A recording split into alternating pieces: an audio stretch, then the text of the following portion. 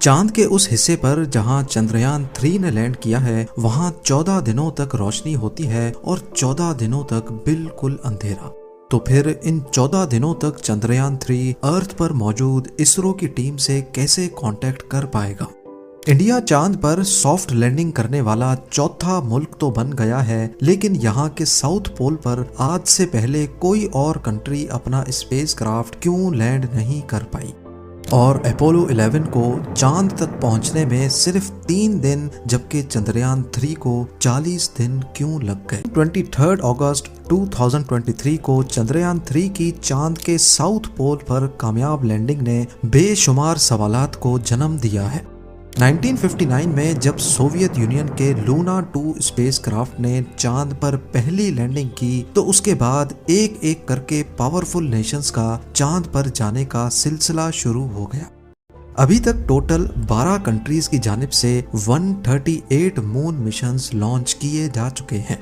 तो अब सवाल उठता है कि चंद्रयान 3 ने ऐसा क्या किया है जिसकी वजह से पूरी दुनिया में इंडिया की धूम मची हुई है। बेशक अभी तक 138 लूनर मिशंस हुए हैं, लेकिन इसरो ने असल में वो कारनामा अंजाम दिया है जिसको आज तक कोई भी नहीं कर पाया। पहली बात तो ये कि इंडिया वो पहली कंट्री है जिसने चांद के साउथ पोल पे कामयाब लैंडिंग की है। साउथ पोल यानी चांद का निचला हिस्सा बेशुमार क्रेटर्स, बड़े बड़े पत्थरों और खतरनाक खाइयों से भरा हुआ है, और क्योंकि यहाँ सूरज ज्यादातर सेट ही नहीं होता, इसी वजह से ये खाइयां और बड़े बड़े क्रेटर्स परमानेंट शेडोज बना देते हैं जहाँ बिल्कुल अंधेरा होता है। और जाहिर है जब लाइट ही नहीं होगी तो यहाँ लैंडिंग कितनी मुश्किल हो पाएगी। इसके अलावा चांद का एटमॉस्फेयर अर्थ की तरह थिक नहीं है। इसका मतलब है कि जिन एरियाज पर सनलाइट पड़ती है वहाँ टेम्परेचर 120 डिग्री सेल्सियस तक पहुँच जाता है, और जहां लाइट नहीं पड़ती वहां -250 डिग्री सेल्सियस।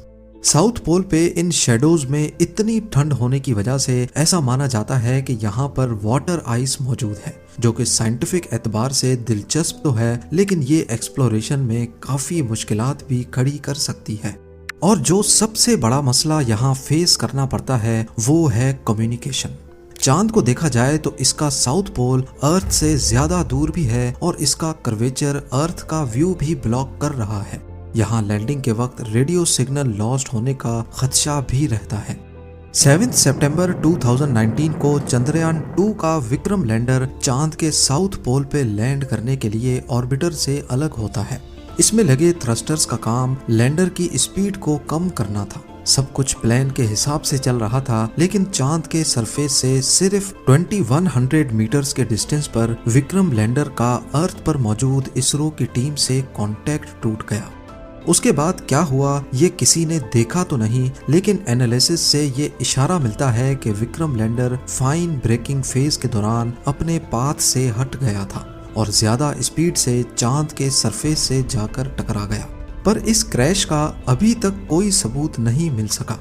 चंद्रयान 2 की क्रैश लैंडिंग के बाद 20 अगस्त 2023 को रशियन लूना 25 ने भी साउथ पोल पर लैंड करने की कोशिश की, लेकिन बदकिस्मती से उसका भी कांटेक्ट टूट गया, जिसके बाद उसको क्रैश डिक्लेयर कर दिया गया।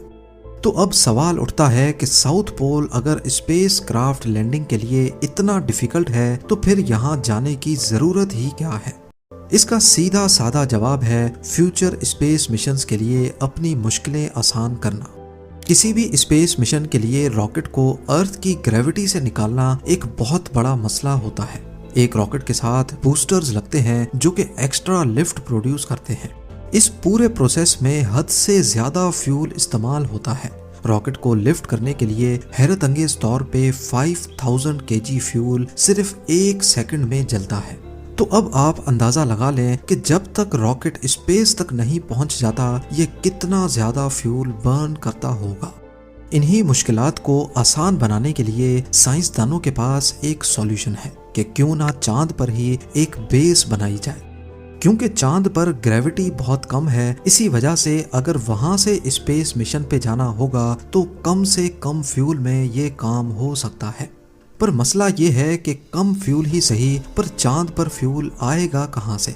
या फिर अगर कोई बेस होगी तो उसकी रिक्वायरमेंट्स पूरी कैसे की जाएंगी? जैसा कि आपने जाना कि चांद के साउथ पोल पर वाटर आइस के होने का खदशा जाहिर किया जा रहा है। अगर तो ऐसा है तो फिर पानी से ऑक्सीजन और हाइड्रोजन को अलग कर दिया जाएगा और ये दोनों गैसेस रॉकेट फ्यूल के तौर पे इस्तेमाल की जा सकेंगी। साथ साथ ये पानी लूनर बेस पे पीने के काम में भी लाया जा सकता है। इसके अलावा लूनर साउथ पोल के बारे में ख्याल है कि यहाँ पर हीलियम 3 भी मौजूद हो सकता है। ये आइसोटोप न्यूक्लियर रिएक्टर के लिए बहुत ज्यादा जरूरी होता है। अगर तो यहाँ पर हीलियम 3 के रिसोर्सेज मिल गए तो ये चांद पर न्यूक्लियर रिएक्टर के जरिए एनर्जी बनाने में भी इस्तेमाल हो सकता है और अगर इसकी क्वांटिटी ज्यादा हुई तो इसको वापस अर्थ पर भी लाया जा सकता है, क्योंकि कुदरती तौर पे अर्थ पर हीलियम 3 बहुत रेयर है। इन्हीं सब साइंटिफिक रिसर्च के लिए तमाम पावरफुल कंट्रीज चांद पर जाना चाहती हैं, जिसमें इंडिया के चंद्रयान 3 ने यहाँ कामयाब लैंडिंग करके हिस्ट्री में अपना नाम दर्ज करवाया है। और हैरत की बात तो ये है कि सिर्फ 3 दिन पहले रशियन लूना 25 ने लूनर साउथ पोल पर क्रैश किया है, जिस पर $200 मिलियन यानी 1640 करोड़ रुपयों की लागत आई थी। और वहीं चंद्रयान 3 ने रशिया के मुकाबले में सिर्फ 615 करोड़ रुपयों में ये प्रोजेक्ट कामयाबी के साथ पूरा किया। चंद्रयान 3 के डिजाइन की बात की जाए तो ये 3 कंपोनेंट्स में डिवाइडेड है। पहला है प्रोपल्जन मॉड्यूल, जो लैंडर और रोवर दोनों को चांद के ऑर्बिट तक लेके गया। इसके बाद है विक्रम लैंडर, जिसको इंडियन स्पेस प्रोग्राम के फादर डॉक्टर विक्रम साराभाई के एजाज में ये नाम दिया गया है। चांद के ऑर्बिट से विक्रम लैंडर को प्रोपल्जन मॉड्यूल से अलग कर दिया गया। इसकी 4 टांगे हैं और इसमें 4 लैंडिंग थ्रस्टर्स लगे हुए हैं, जो अर्थ पर 324 केजी जबकि चांद पर कम ग्रेविटी होने की वजह से 2000 केजी तक का थ्रस्ट प्रोड्यूस कर सकते हैं। इसको खास चांद पर सॉफ्ट लैंडिंग के लिए डिजाइन किया गया है। नॉर्मली जब स्पेस क्राफ्ट्स को चांद या मार्स पर लैंड कराना होता है तो इसके 2 तरीके होते हैं। एक है इम्पैक्ट लैंडिंग, जिसमें लैंडर की स्पीड को पैराशूट की मदद से कम किया जाता है, लेकिन फिर भी ये लूनर सरफेस पर जोर से आकर गिरते हैं, जिससे सेंसिटिव पार्ट्स को बहुत नुकसान पहुंचता है। ये तरीका इसरो ने चंद्रयान 1 के वक्त में यूज किया था। ये थी तो बहुत हार्ड लैंडिंग, लेकिन कंट्रोल्ड थी। इस मिशन को टोटल 2 सालों के लिए प्लान किया गया था, लेकिन शायद हार्ड लैंडिंग की वजह से इंस्ट्रूमेंट्स को नुकसान हुआ और 312 दिन के बाद ही चंद्रयान 1 का इसरो से कांटेक्ट टूट गया। दूसरा तरीका है सॉफ्ट लैंडिंग, जिसमें लैंडर चांद के सरफेस के करीब पहुंचकर अपने थ्रस्टर्स को ऑन कर देता है। ये थ्रस्टर्स लैंडर की सिर्फ स्पीड को ही कम नहीं करते, बल्कि ये अपनी डायरेक्शन चेंज करके लैंडर को लैंडिंग साइट तक भी लेके जाते हैं। चंद्रयान 2 के मुकाबले में चंद्रयान 3 में वो तमाम चीजें खत्म कर दी गई थी जो चंद्रयान 2 की लैंडिंग के वक्त मसला कर रही थी। सबसे बड़ी चेंज ये थी कि इसमें वेरिएबल थ्रस्ट इंजन्स लगाए गए हैं, जो लैंडिंग के वक्त अपनी हॉरिजॉन्टल पोजीशन खुद कंट्रोल कर सकते हैं। इसके अलावा चंद्रयान 3 लैंडर में लेजर डॉपलर वेलोसिमीटर LDV भी लगाया गया है, जो 3 डायरेक्शन से लैंडर का एटीट्यूड डिटेक्ट कर सकता है। इसरो ने चंद्रयान 3 के विक्रम लैंडर को काफी मजबूत रखा है। इंस्ट्रूमेंट्स का आपस में कनेक्शन ज्यादा बेहतर बनाया है और एक्स्ट्रा बैकअप सिस्टम लगाए हैं, ताकि लैंडिंग के वक्त अगर कोई मसला होता भी है तो लैंडर को कम से कम नुकसान पहुंचे। लैंडर के अंदर मुख्तलिफ साइंटिफिक इंस्ट्रूमेंट्स तो हैं ही, लेकिन साथ एक रोबोटिक रोवर भी मौजूद है। 26 केजी का प्रज्ञान रोवर करीब 1 मीटर तक लंबा है। ये चांद की मुख्तलिफ लोकेशंस पर जाकर ऑन साइट एक्सपेरिमेंट्स करेगा। जो सैंपल्स वो खुद टेस्ट नहीं कर पाएगा उसको वो विक्रम लैंडर तक लेके आ पाएगा। अगर ये तमाम रिसर्च बिल्कुल ठीक अंदाज में हो गई तो इंडिया साउथ पोल में लैंड करने के साथ साथ यहाँ रिसर्च करने वाला पहला देश भी कहलाया जाएगा। लॉन्च की बात की जाए तो चंद्रयान 3 को LVM-3M4 रॉकेट के जरिए 14 जुलाई 2023 वाले दिन सतीश धावन स्पेस सेंटर से लिफ्ट किया गया था। पहले 14 जुलाई से लेकर 1 अगस्त तक ये अर्थ को ही ऑर्बिट करता रहा, जिसको ऑर्बिट रेजिंग फेज कहा जाता है। इसमें स्पेसक्राफ्ट को अर्थ के गिर्द कुछ इस तरह से ऑर्बिट कराया जाता है। ये तरीका इसलिए इस्तेमाल किया जाता है ताकि स्पेसक्राफ्ट अर्थ की ग्रेविटी को इस्तेमाल करके अपनी स्पीड बहुत ज्यादा तेज कर सके। 1 अगस्त को इसकी स्पीड अर्थ के ऑर्बिट से निकलने के लिए काफी हो चुकी थी। इसी मौके पर इसरो ने इसकी डायरेक्शन चांद की तरफ कर दी। इस एनिमेशन में ब्लू डॉट अर्थ है, पर्पल लाइंस चंद्रयान 3 का ऑर्बिट और ग्रीन लाइंस चांद का ऑर्बिट है। इसी तरह चांद के गिर्द भी इसका ऑर्बिट कुछ इस तरह का था। पहले दिन इसने चांद के गिर्द एक बहुत बड़ा ऑर्बिट किया, फिर एक एक दिन करके ये चांद के गिर्द और करीब आता गया। 17 अगस्त को विक्रम लैंडर प्रोपल्जन मॉड्यूल से अलग होकर चांद के और करीब आ गया और फिर 23 अगस्त को जब ये फासला सिर्फ 30 किलोमीटर रह गया तो थ्रस्टर्स ऑन करके ब्रेकिंग सिस्टम एक्टिवेट कर दिया गया। जब आखिर के सिर्फ 150 मीटर रह गए तो विक्रम लैंडर को 30 सेकंड्स के लिए होवर करवाया गया ताकि कोई परफेक्ट लैंडिंग स्पॉट ढूंढकर वहां लैंड करवाया जा सके। और फिर फाइनली 6:02 पे विक्रम लैंडर ने चांद के साउथ पोल पे लैंड करके एक नई तारीख कायम कर दी। पर क्या वजह है कि अपोलो 11 ने चांद का ये सफर सिर्फ 3 दिन में तय किया जबकि चंद्रयान 3 को पूरे 40 दिन लग गए?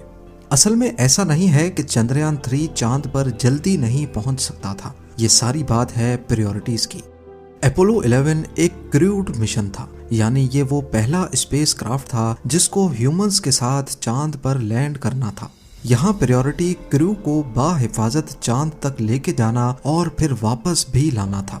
इसी वजह से अपोलो 11 स्पेसक्राफ्ट के प्रोपल्जन सिस्टम को इतना स्ट्रॉन्ग रखा गया कि वो कम टाइम में ही इतनी स्पीड अचीव कर ले जिससे वो अर्थ की ग्रेविटी से बाहर निकल सके। दूसरी तरफ चंद्रयान 3 में कोई इंसान नहीं था। ये एक रिसर्च मिशन है जिसमें प्रायोरिटी जल्दी पहुंचना नहीं बल्कि अपने साइंटिफिक मकसद को हासिल करना है। चंद्रयान 3 की सक्सेसफुल लैंडिंग के बाद अब एक बहुत अहम सवाल उठाया जा रहा है कि जब चांद पर सनलाइट नहीं पड़ेगी तो विक्रम लैंडर और प्रज्ञान रोवर का क्या होगा, क्योंकि ये सोलर एनर्जी के जरिए ही खुद को ऑपरेट कर सकते हैं। चांद के साउथ पोल पे 14 अर्थ डेज तक सनलाइट पड़ती है और अगले 14 दिनों तक मुकम्मल अंधेरा रहता है। इस दौरान प्रज्ञान रोवर का इसरो के साथ कांटेक्ट टूट जाएगा, लेकिन वो विक्रम लैंडर के साथ कांटेक्ट में होगा और फिर विक्रम लैंडर इंपॉर्टेंट इंफॉर्मेशन को इसरो की टीम तक रिले कर पाएगा। इन 14 दिनों के अंधेरे में ये अपनी बैटरी पावर को बचाने के लिए कोई काम नहीं करेंगे ताकि ऐसा ना हो कि पावर खत्म होने की वजह से इनका मेन कंप्यूटर बंद हो जाए। ये मिशन तब तक चलता रहेगा जब तक कि कोई मसला ना हो जाए और इसरो का लैंडर और रोवर के साथ कांटेक्ट हमेशा हमेशा के लिए टूट ना जाए। पर एक बात तो तय है कि विक्रम लैंडर और प्रज्ञान रोवर वापस अर्थ कभी लौट कर नहीं आएंगे, क्योंकि इनमें सिर्फ उतना फ्यूल ही था जितना लैंडिंग के वक्त इस्तेमाल हुआ था। ये वो चांद की वीडियो है जो लैंडिंग से सिर्फ 8 दिन पहले चंद्रयान 3 के पोजीशन डिटेक्शन कैमरा से रिकॉर्ड की गई थी और ये वीडियो 17 अगस्त की है जब विक्रम लैंडर प्रोपल्जन मॉड्यूल से अलग हो गया था। कि ये वीडियो भी आप लोग भरपूर लाइक और शेयर करेंगे। आप लोगों के प्यार भरे कमेंट्स का बेहद शुक्रिया। मिलते हैं अगली शानदार वीडियो में।